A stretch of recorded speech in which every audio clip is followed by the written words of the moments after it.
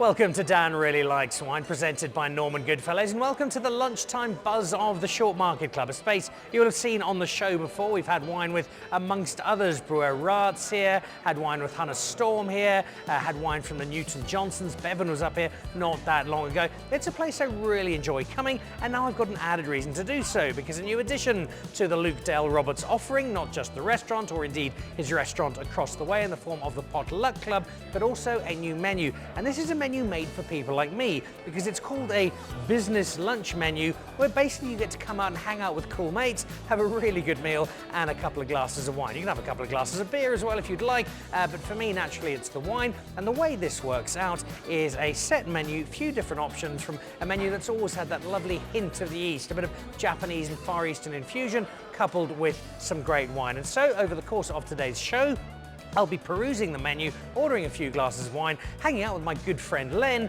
and also enjoying the magic of the kitchen of the Shortmarket Club. It's not all I'll be doing though on the show this week. I head down to Cape Town and meet probably the smallest wine bar in South Africa. If you thought Mr. Pants in Johannesburg was little, wait till you get down to Leo's wine bar in Cape Town. It is minuscule. It's run by an old friend of mine, Matt Fremantle, and that's where I catch up with Sanani Mangisa, one of the hosts of the Wine Squad, to find out how a double Olympic hockey player ended up being such a lover of wine and hosting the brand new spin-off of Dan Really Likes Wine. That's a little later though. First up, I decide to hang out with Leonardo Dicaprio. Well, not quite. Hanging out with his champagne. He's one of the investors in Telmont, the French champagne label that has a real focus on sustainability and creating wine that is not just exceptional, but is exceptionally good for the planet. I sat down with their director, who was out here in Johannesburg. We had a couple of glasses and found out why on earth a Hollywood star would want champagne to be part of his business. So the last time we were at the Mesh Club, we were drinking vast amounts of lovely Stellenbosch Cabernet Sauvignon, doing so as the afternoon faded into evening. Instead today it's reasonably early morning, and what is better for breakfast than a couple of bottles of champagne? Justin Meade is over from France, from Telmont Champagne. Justin, welcome to South Africa. Happy to be here. Thanks for having me, Dan. Great pleasure. You got to help me out with the accent first of all, because it's sounding partly French but partly something else. I know, I'm in between the lines. I'm half French, half American, but if you want, I can do the French accent for you, just for you. C'est formidable. Merci bien. Welcome here. You've got enough French in you, I'm sure, to have a real love of champagne, and in particular this Telmont brand. Give me a sense of the history and philosophy behind it. Yeah, so Telmont was founded in 1912, so we're a little over a century-old champagne house, and we're based in Damery. Damery is a small village along the Marne River, so you have the river that flows, two hills that face each other, and we're located on the northern hill that has southern exposure. We have 24.5 hectares of our own estate, and so we know each grape that goes into each bottle. And we have a philosophy at Telmont. We say that everything we do at Telmont has to be in the name of Mother Nature. And for us, of course, that starts with biodiversity. You know, how do you inject biodiversity? But you have to go further, and it's all about organic agriculture. And today we practice 100% agriculture, organic agriculture in all our domain, giving us an edge in the sense when you do organic, it means you use no herbicides, no pesticides, no fungicides, and no chemical fertilizers. It's good old farming pre-World War II. So that's, yeah, you've gone back in time really to how once upon a time it might originally have been made. Exactly, and it's a humbling process because it's about the terroir, it's about expressing the unicity of where your grapes come from. And when we move on to the tasting, you'll see the difference, I think, in the end. But it's about how you make your wine, so how you grow your grapes. We like to say at Telmont that we spend more time in the vineyards than we actually do in the cellars, because when you do organic and biodynamic, you actually don't have a choice. You have to spend more time. And then it's about everything else. How do you reduce your carbon emissions at every level of the physical activity of the house? And so we made some bold commitments, some bold actions. Some of it is just common sense. But for instance, we said, if you want to be sustainable, there are things that you have to simply stop doing. There's no compromise, there's no negotiation. So for instance, there is no good gift box. You don't need to have a box to make a good wine. Our job is to make a good wine. So we ban gift boxes, no more gift boxes. We ban air freights, etc., to reduce our carbon footprint as much as we can. We're a small champagne house, but we can have a small impact as well. You're not the only person in the Telmont family with film star good looks. There's an American gentleman who's rather well known, who I believe has an interest in the brand. For sure. So we had this similar conversation, presenting our philosophy in the name of Mother Nature, everything we do in the vineyard, everything we do to build a sustainable wine company, to Leonardo Dicaprio. We all know him for the actor, and also environmental activist, and he loved what we were doing in the name of Mother Nature. Lowering our carbon emissions, changing agricultural practices, and building a sustainable wine company. So he joined us as an investor, asking, "How can I help? How can I be of service to help you in your mission?" And so he invested behind the house. He's not an ambassador, he's not an advertiser, but he is here to support us in our endeavor. Well, I'm glad you saw the natural link between Leonardo DiCaprio and me and asked if you could please join me on this show. I'm sure he is 100% behind the philosophy, but I suspect he rather likes the product you make as well. I want to see if I do too. So we've got a couple of bottles. As you open number one, tell me first of all about the label, because it's quite striking in a sort of functional but very effectively messaging kind of way. Yeah, for sure. We wanted to have a different stance. If you are in the name of Mother Nature, I wanted to implement what I call radical transparency. When you look at our label, you have all the information about the wine inside. It tells you exactly the years that go into the blend. It tells you total production and the bottle number. Each bottle is numbered. It tells you when it was disgorged. It tells you the dosage, precisely, not arranged, exactly the right dosage. It tells you the grape varieties, so that when you look at the label, you have all the information about the wine, and then you open it and you taste, and you can make up your mind if you like or you don't like. Classic combination of Chardonnay, Pinot Noir, Pinot Meunier. 250,000 bottles there of brewed. Is all of that from Telmont itself? So at Telmont, we have 24.5 hectares of our own estates, and we have 55 hectares of partner wine growers. So the total is 80 hectares. On our estate, we are 86% certified organic, and we'll have the last certificate coming in 2025. It takes 4 years to convert to organic agriculture, so we're just missing the last certificate. In our partner wine growers, they're 51% organic, and we want them to be 100% organic by 2030, latest 2031, which is super fast when you know it takes 4 years to convert, of course, and when you know that only 4% is certified organic. Look, you've nailed the aesthetic, you've nailed the story. Have you nailed the wine though? Let's taste it. Let's find out.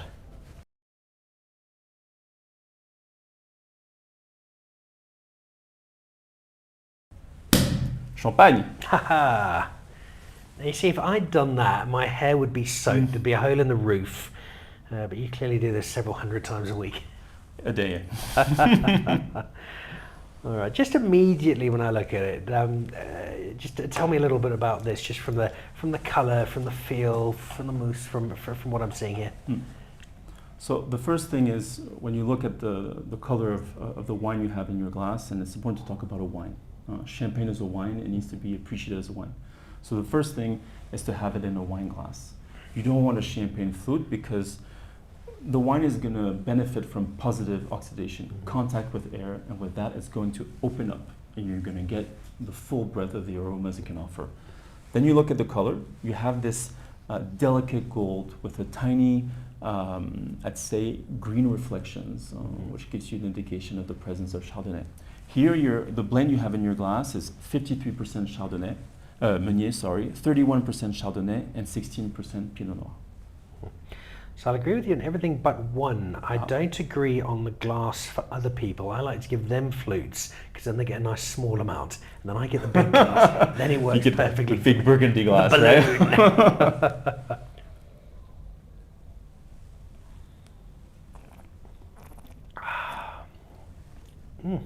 What's important here is what you have in your glass is a majority harvest of 2018, 65%. And then you have a blend of 6 reserve wines, and on the label you have all the information about those list of wines. You know that in Champagne, most of the champagne you drink and you buy is a non-vintage. There's no year on the label, it's a blend of different years. And when you buy that non-vintage champagne, it always has the same taste. Yeah. Has the same taste. This year, it has the same taste. Last year... Which to me is one of the greatest triumphs and challenges in the entire wine world. For sure. To try and mirror that house style. To be homogeneous over time. But at Telmont we say, but why do we have to be this way? The harvest is significantly different every year. When you drink a great red wine or a great white wine from a given house, you'll recognize the style, but each year is a bit different. You let the terroir express itself. Well, that's our philosophy at Telmont. We want our wines to be the reflection of terroir. We want you to feel what happened any given year, even though you're blending, because there's a majority year, because something significant happened. So today we're drinking together Majority Harvest 2018. I come back next year if you invite me again. We drink Majority Harvest 2019. It will not be the same wine.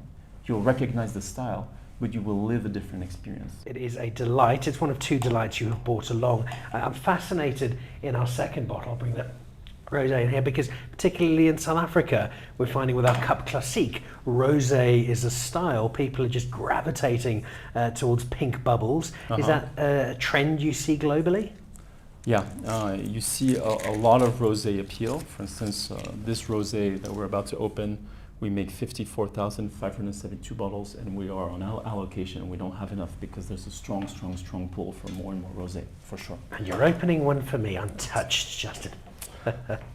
So this rosé, you have a majority blend of 2016, and then you have 3 other reserve wines. It is, champagne again. I like to say that this rosé is maybe the more blanc de blanc of the rosés out there. You know, when you do a blanc de blanc, it means you do 100% Chardonnay only. This is a blend of 87% Chardonnay and 13% Meunier. So you'll see that you have in your glass an attack that is crisp and fresh, which is very surprising for a rosé.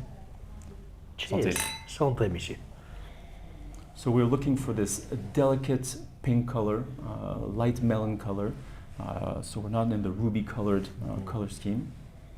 And I notice you've deliberately put 0% Pinot Noir on the label just to make it clear where this comes from. Correct.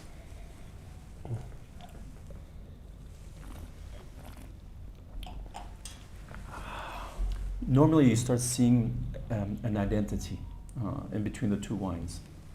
We like to say that the style of Telmont is a bit of a paradox. A paradox in the sense that you have attention. On the one side, you have this delicate crispiness, freshness, it's there. And at the same time, you have our signature, a delicate bubble, fine bubble. We're not looking for that aggressive bubble that hinders your capacity to taste the champagne for the wine it is. So you have the freshness, the crispiness, but at the same time, you have the delicate fruitiness, the structure.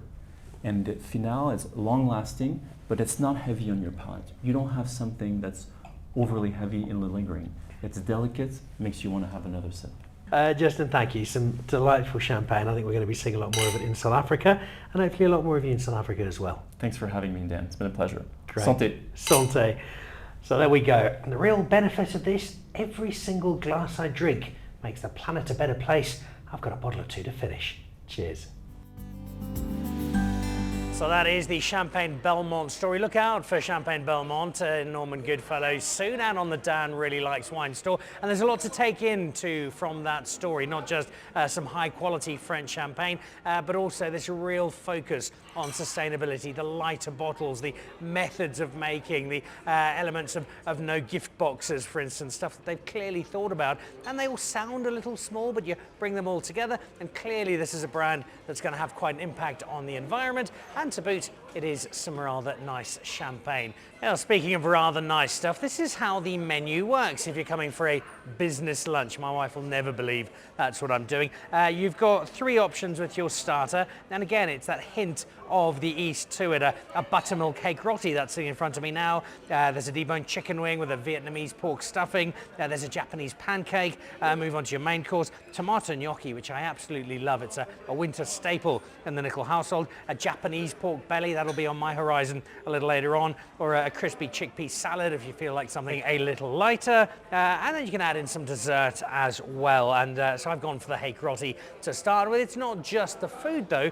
Each month or two there will be some different options drinks wise. You can have a Stella draft, but I've gone for the one. It's Vergelegen. Luca Cunningham, who's now taken over. You've seen him recently on the show, having said goodbye to Glenelly and moved across to the Somerset West side of town. This is their sole Sauvignon Blanc. Now this is a winter's day in Johannesburg, but it's a warmish winter's day, and the crisp acidity of the Sauvignon Blanc in tandem with the roti that's been served up to me as my starter, I think are going to work rather well. So it's just a fun experience, a few different dishes, and the chance to sit down and get through a meeting in the nicest possible way. I had a meeting of the nicest possible sort just a few days ago. I was down in Cape Town, got to drop in at Leo's wine bar, Sanani Mangisa. Been to 2 Olympic Games, loves her wine. She's now retired from hockey, traveling the world in one of her roles, which is as a senior sports executive, but she's also, through her love of wine, joined us on the wine squad, so I thought I'd find out just why she's so in love with the world of wine. Cheers.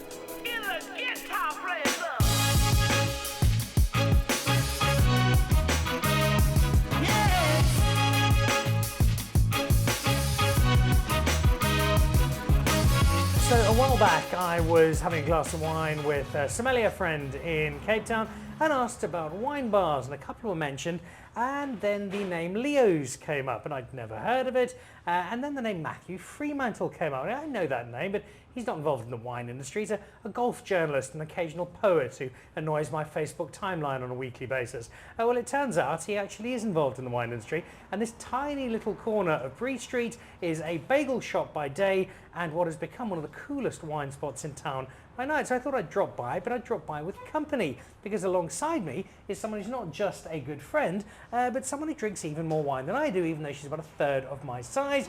You might know her as double Olympian Sanani Mangisa. I just know her as Sans, my wine drinking friend. Good to see you. Nice to see you, Dan. This is a place I imagine, having moved down from Johannesburg to Cape Town, you've probably got to know quite well, because you've allegedly got a real job, but most of your time does seem to be spent exploring wine bars and wine. I think that's important, is a balance of the two. You've got to work hard and then drink the wine at night or by day, but I think for me it's just been exploring Cape Town and what it has to offer. Small, quaint wine bars, and where you can just pop into and hide out from the bustle of Cape Town. And that's not a lot, but I mean, you can just hide out, mind your business, and people watch on Bree Street. It's very different to Johannesburg, isn't it? We don't have this wine bar culture, this same kind of street that Bree Street is, which is, I think, home to 8,000 restaurants and cool little wine bars like this. Yeah, and I absolutely love it. I mean, the one thing you probably can compare it to in Joburg is Parker's on 4th Avenue, but that's the closest it's going to get. But I love the energy of Bree Street. You can walk to Culture just down the road. You've got open wine just across the street from here. So it's got these quaint little bars, and they really just offer different things. So I think that's what I like. It's not the same wine that you're used to all the time, and it changes on a weekly basis. Now, we're not just sharing a glass of wine together because we're good friends who enjoy wine.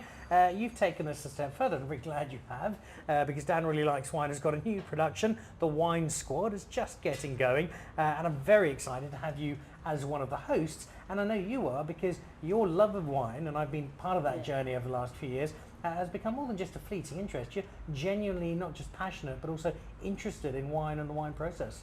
Yeah, I think I'm a reflection of a lot of people. I haven't studied wine. You study by drinking and drink a lot of it. And I just love the creativity and the artists of wine. That is what it is to me, it's art. People pour their passion and then experiment and then get it right, or sometimes get it wrong, but also you are at the mercy of the vintage, the soil, and all of those. So to get that balance right is quite special. But the Wine Squad is literally that. We're trying to bring in more people, experiment with more people, get more people drinking wine. The younger we start drinking wine, the better we're all going to get, right? Within reason, because I know how close you are to my 9-year-old daughter. No, she's still got a way to go. I'm very strict about that one. What you're also doing is continuing this journey that's been going for some time now of exploring and discovering and telling stories through wine. Yeah. Where did that begin for you? What was it that caught your eye? Because we often think, well, athletes, they drink sparkling water and eat broccoli and lentils and boiled chicken breasts. How did wine come into your horizon? For me, it was a case of each time you met a winemaker, they had a story about it. It was guys who just loved surfing and they got into wine, guys who went to Stellenbosch and studied wine and then made a bit of wine and then turned something to something different. But it was always that the winemaker had a story. So us experiencing that and drinking that, we've also got stories to that. You remember the first bottle you shared with someone, times in your wine cellar, times overseas when you've been traveling for the sport. So you end your tour and then you have a glass of wine with your teammates, which is also always quite a fun experiment because you get to understand who likes what kind of wine and what it says about each person and or what it doesn't say, because blindfolded sometimes you can drink and say, oh, it's all white, it's all red. I've had many conversations with one of your sporting counterparts, Fab du Plessis, who's also obsessed with wine, and he'll often message me from different parts of the world. Here's some wine he's discovered. Yeah. He's been to visit Penfolds in Australia, or I think he's currently in Texas at the moment, and he's been trying to explore some American wine. Yeah. How much were you able to see the world of wine through sport? So during our time, we traveled a lot in different parts of the world, but the one that really made an impact to me was probably Argentina, and it was in Malbec. Oh, lovely. A good classic Malbec with some Argentinian steak, and that was the first bottle I brought home for my mom. And I don't think I understood just the significance of Malbec. I thought it was just wine. Then you get to understand it and study, like, oh, okay, cool. We experiment in South Africa with Malbec, but you know, the best of the best is made in Argentina. So there, I think a bit of Spain. We played a few tournaments in Spain, and then a bit of Europe, I guess. I haven't been to, in terms of America, tasted American wines, but I would love to do that in Australia. There's some good Riesling coming out of Australia and New Zealand, actually. But that's past my playing days, so I'll have to see how I get there. That is on the horizon. What is immediate is some wine today, and we decided, we had a look at the wine list up on the wall behind me there, to have a look at what's on offer. It's a beautifully curated wine list, lots of stuff that sits on the fringes. It's a bit left of centre, but a really interesting, exciting wine list. I've chosen a wine, you have too. Yeah. What did you go with and why? So I went with the Craven Chenin. Australians. And the reason I did that was just to get a feel of what it's tasting like, because at the moment, I believe South Africa is making some of the best Chenin. Guys are experimenting, guys are really just putting a big effort into it. And I think it was a common friend to us, Piet Koffwood, said, we've got to drink other things other than Sauvignon Blanc and Chardonnay. And I agree with him. You know, you've got to start experimenting with other grapes and see how they perform in South Africa. And I think lately, some of the Chenin coming out of South Africa, very good. Well, I think you're a master of understatement there. Cheers. I think it's a Cheers. terrific selection, and I love the fact that it's available here by the glass. Yeah. Probably also another degree or so, ever so slightly warmer, probably bring up some of that fruit a touch more. Yeah. But the Cravens do make some very good wine, even if there's some Australian to them. You've chosen a great wine. I'm very grateful for it. The wine I've chosen is for a particular reason, both because I love the person involved. Also, he has appeared on the Wine Squad. He's been a guest already, and that is Banele, who works with Duncan Savage as his assistant winemaker, and his Tembela range, which he named after his mum. He's making some terrific wine. I think he's just got back from the UK, dazzling people with his wine, and he's one of those people who's got just an infectious enthusiasm about what he does. Another great product of that Duncan Savage production line, who's taken so many people under his wing. I know you know the Savage wines well. Have you had the Tembela before? I haven't, so I'm quite interested to see what it brings out. But I think if you train under Duncan Savage, you've got to work very hard to get it wrong. That's very well put. It's also a grape you might not have had. This is a Vergelegen, which we know from sort of the Iberian Peninsula, and a wine that pops up in Western Europe, but not something we see a huge amount of here in South Africa. So an interesting choice for Banele to go with, but one that, not surprisingly, he's done rather well. Yeah. Also love the labeling on this.